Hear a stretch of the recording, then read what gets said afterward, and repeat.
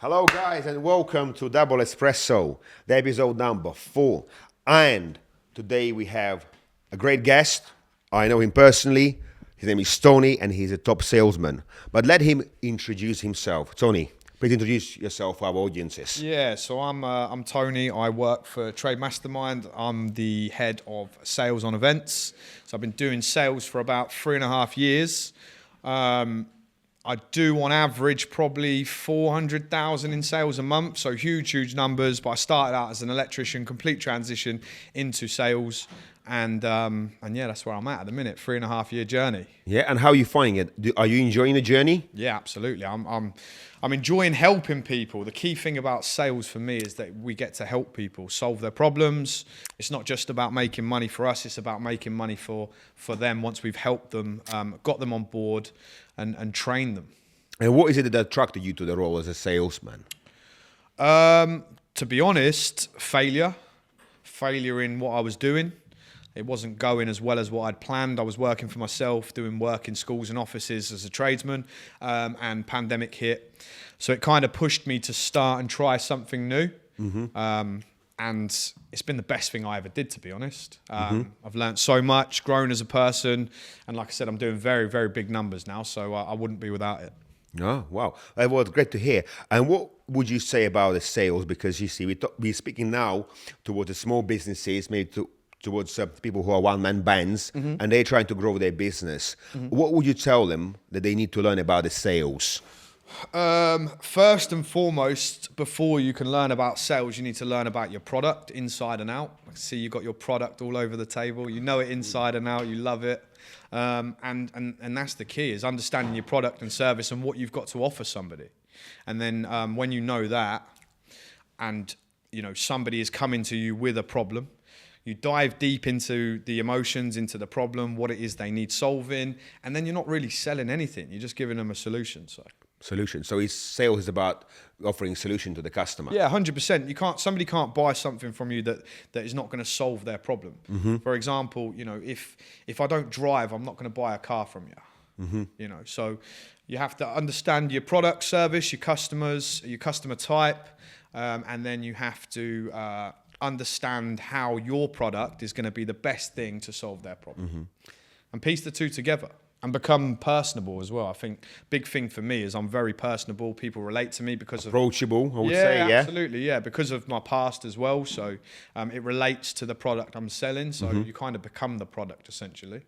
Okay. So sales isn't always about selling the product or the car or the coffee or your skills. It's about selling yourself? Yeah, I think people have to trust you to buy from you, essentially. So building relationships is a big part of sales. I don't think, you know, you can have the best product in the world, the best solution, but if you're not a very trustworthy person, you don't come across very well when you speak to your clients, then they're not going to buy from you regardless of how much it costs.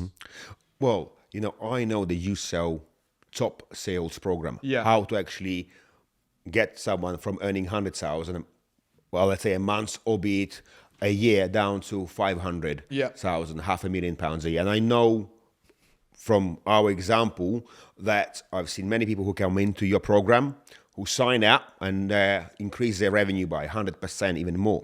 Now, the trouble is when they just came into Discovery Day, I met you, you know, they probably said, look, we don't have any money to invest. What would you say to them in that case? How do you still manage to get a sale in? When they said to you, look, Tony, it's very good. I actually want to improve my business, but I just haven't got that startup capital to invest into a program. First thing I'd say is find it. Like if you see value in what we're offering, if you see value in the solution and what it's going to do for you, then find a way to pay for it. Leverage some debt, leverage credit card, whatever you've got to do to get on board. Because everything that we teach is about short-term sacrifice, long-term gain, right? So nobody comes to us with loads of money in the bank. That's why they're here. Yeah. You know, if they had loads of money in the bank, their business was doing very well, they wouldn't be here. Yeah. Simple as that. So every single person I sit down with, I already know they can't afford it.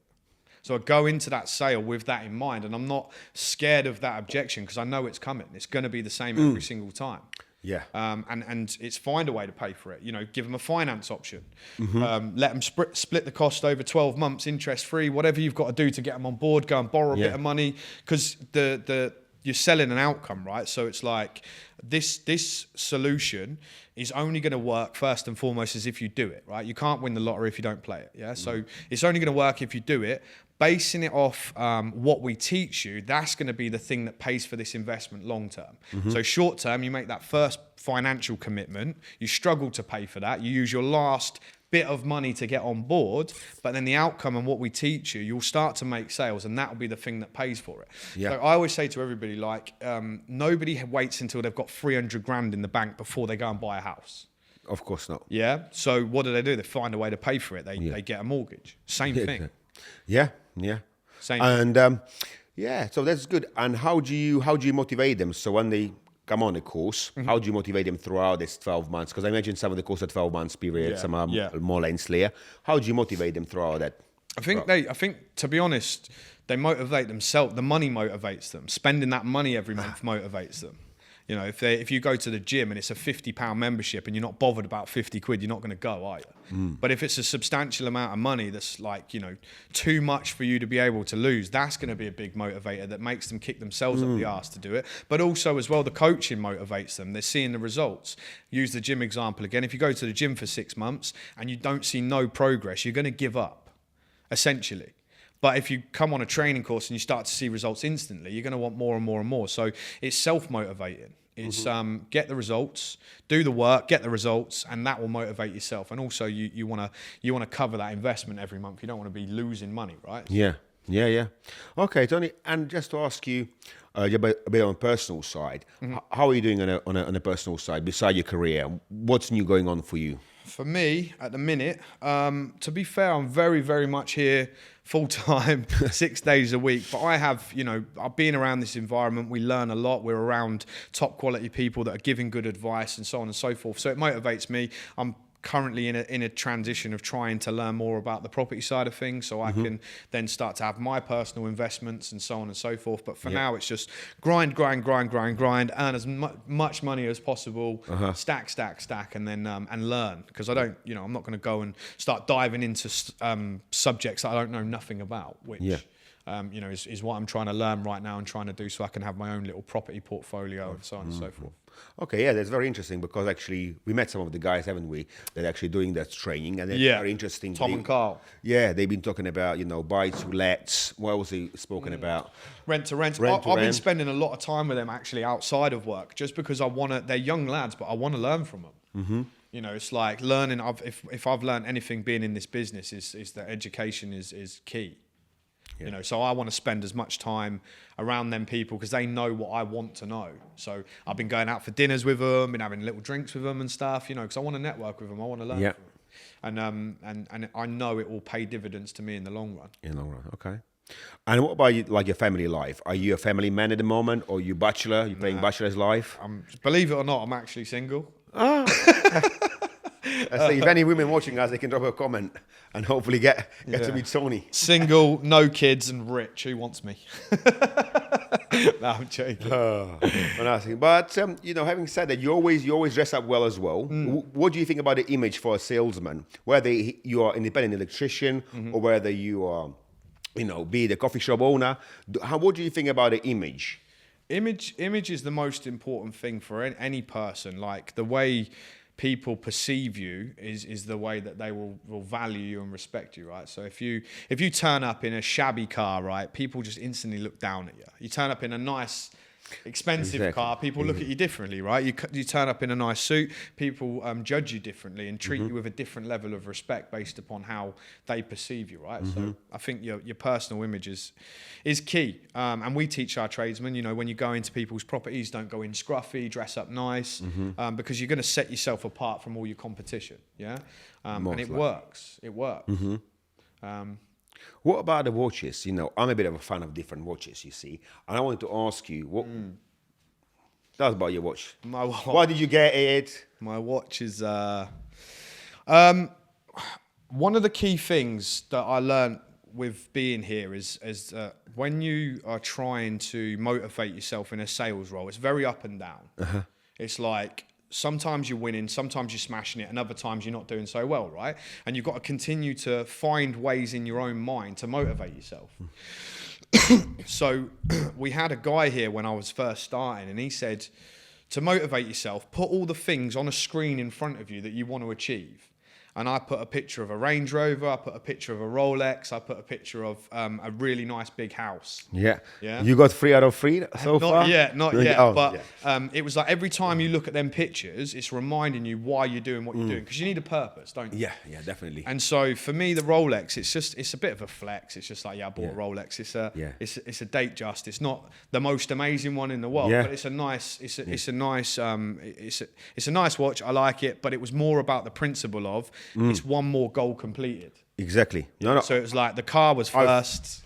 I feel it because I've got myself a Rado. Nice. And the Rado, I made a little reel about it, and I said, "What did you buy?" People ask, "What did you buy?" And I said, "Look, there was an Eastern European movie that was about the brothers. They were gangsters, they were businessmen, and one who survived, the big boss, big bad fella, he had the Rado watch. Nice. And that was such a subliminal message in the movie. But yet, I was growing up 20 years later, getting the same Rado Jubilee Florence. It's what you wanted, and exactly. But having said that, the young children who might be watching us or just starting up in business, they might not need to get that in the first year. No. If they really wanted to and it would feel comfortable, then they should know that nowadays, even if you go to London on that Bond Street, they're all offering, you put 200 quid down, you can have it for 36 months interest free. Yeah. You see? So you could actually go to Ernest Jones or any other jewelers and get, be the Longines. For me, Longines, no, thank you very much. But for someone, Longines, Tag, Rolex, Rado, they can all get it for,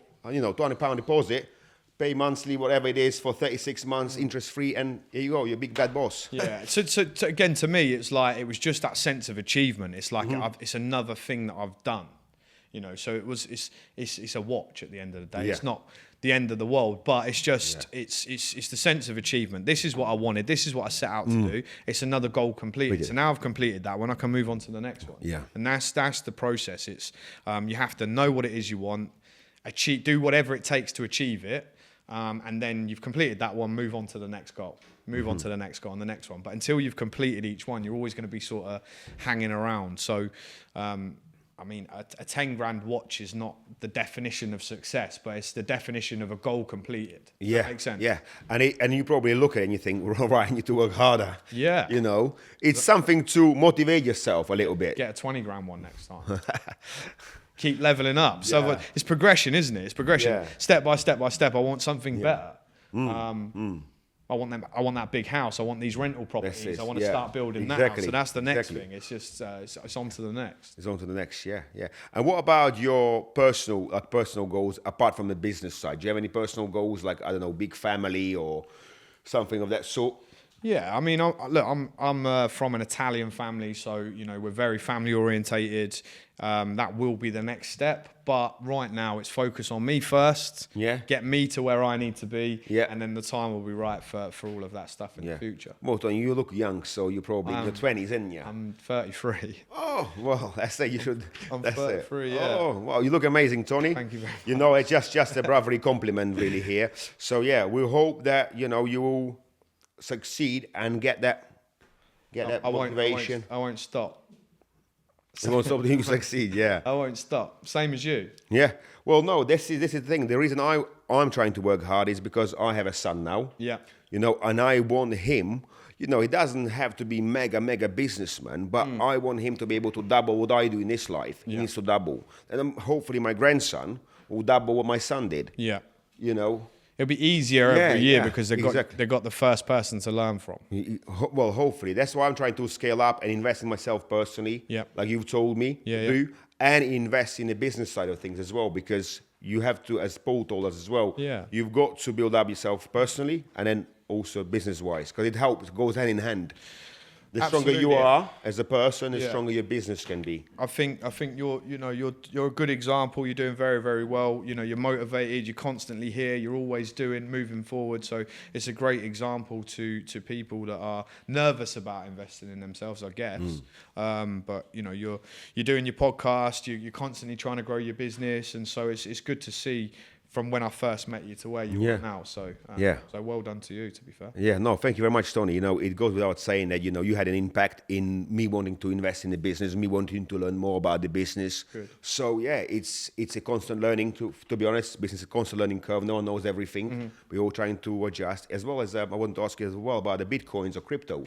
Do you invest? I don't know enough about it. This is the thing. Like, I would, but it's unless I'm very much, especially being around this environment, I'm very much like, you have to learn something first. And as soon as, like, if you learn enough about something, then by all means, I'd be happy to invest into stuff like that. I just personally don't know enough about it. Yeah. And right now, my focus is something that I do know is never going anywhere is property, right? So it's just not going to go anywhere. So that's, for me, that's the priority first.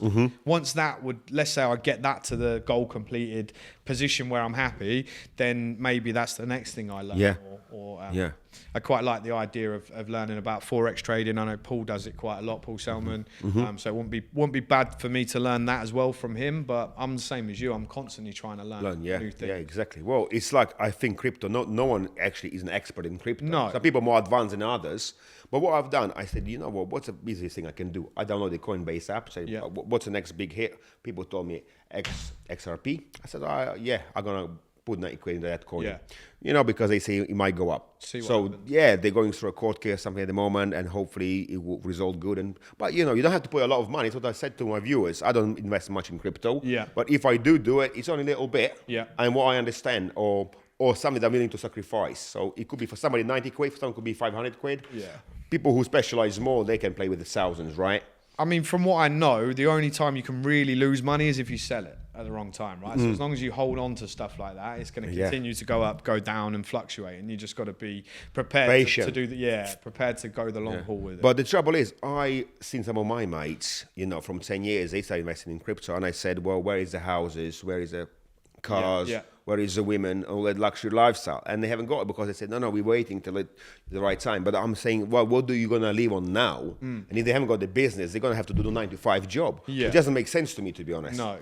I think if you want to do crypto, okay, you do crypto, but if you're not earning from it and you can't withdraw any cash and you don't have any cash flow, because it's like number one thing, cash flow. If you ain't got cash flow, bad profits are on the paper, isn't it? No, if you're trying to use that as your source of income, then it's more risk and more gambling, isn't it? Because you've got to be prepared to chuck loads at it to see any sort of return on investment. But I think it's such a long-term gain, unless you're going to be completely all in on that type of stuff and be following it every day, watching it every day, learning, and it shouldn't be your main source of income. Like, people think they're going to throw money at crypto and get super rich. I don't believe that will happen. Unless you're super lucky, like a lottery winner. It's all hard work, to be honest, isn't it? You have to put effort in.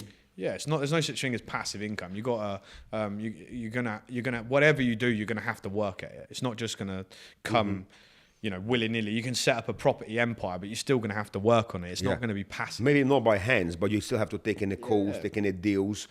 Even overshadow your managers or the letting agency or whatever it is. Be involved at the top and oversee. You have to still be involved. Yeah, absolutely. Yeah, it's business world. Once you enter it, I reckon you never really sleep, isn't it?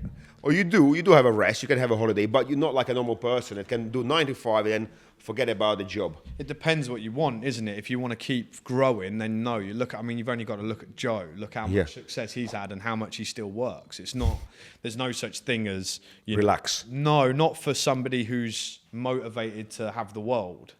If you're happy and content with average, then you can have a rest. But if you want the world, then them guys never sleep. When we're on the Millionaire Mastermind in London, you see them guys are still very much driven with their businesses, doing new ideas. They never stop because it gets past the point of money, and it's more about the point of they just want more and more success, right? It's not necessarily money motivated. It's more achievement, more goals completed, like I said earlier.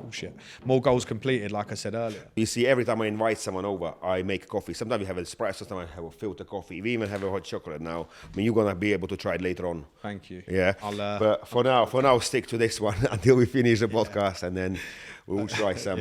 I like my coffee how I like my women, without somebody else's dick in it. I'm joking. That's a good one. We're gonna bleep that out, obviously. A bit more educational, but no, it's good. It's good to add those little bits in. I'm joking. I thought without milk, but I thought. Yeah, Tony. So. Can't help myself, can I?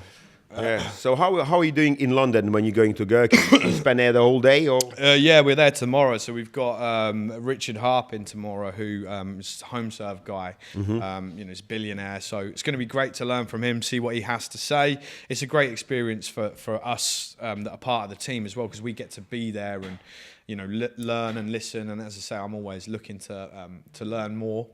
So it's great to be part of the network for that reason alone, to be fair. But it's a great day, full day at the Gherkin, nice venue, nice foods, drinks after. It's a long day, I should say, but it's great. It's great to network with the other guys and stuff. When are you going to come on the Millionaire Mastermind with us, Nick? I was asked, but I didn't find it time. But I tell you what, I will be speaking in a little while about this. But I wanted to meet Anne Middleton. Yeah. But I have to say I'm a little bit guilty because I didn't find time for myself to go up there. But I will be there, if not before New Year, because now we're in November. Yeah. If not before New Year, I'll be just after New Year. Yeah, we've got. Because I know. Yeah, they have some people coming after, in. Yeah. Yeah. Why don't you get Ollie Ollerton? Because Anne Middleton. Yeah. And Ollie Ollerton. They are sort of both famous SAS guys who've written books, who do training courses for people.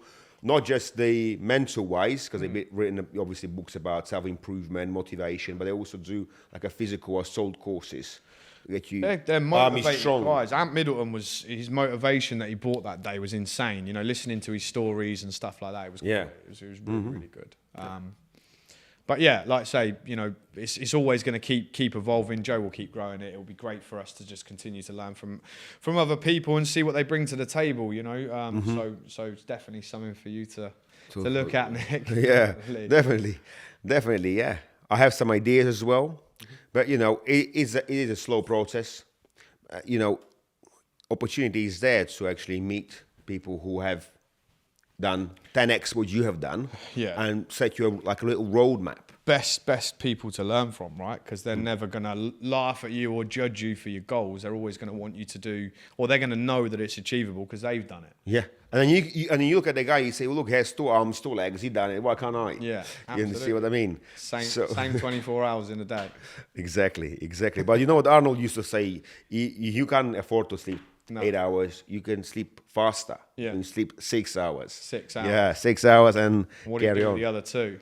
Well, you need to shower, you need to have a breakfast, lunch, dinner, and the other, whatever left, 16 hours, you need to grind. Grow, learn. Exactly. Yeah. Excellent. Well, Tony, thank you very much for coming in. Give us a bit of an insight on the sales world out there. Thank you very much for the coffee. You're welcome. Thank you very much. My pleasure. Cheers. All right. Mate. Cheers. Thank you very much. Thank you, guys.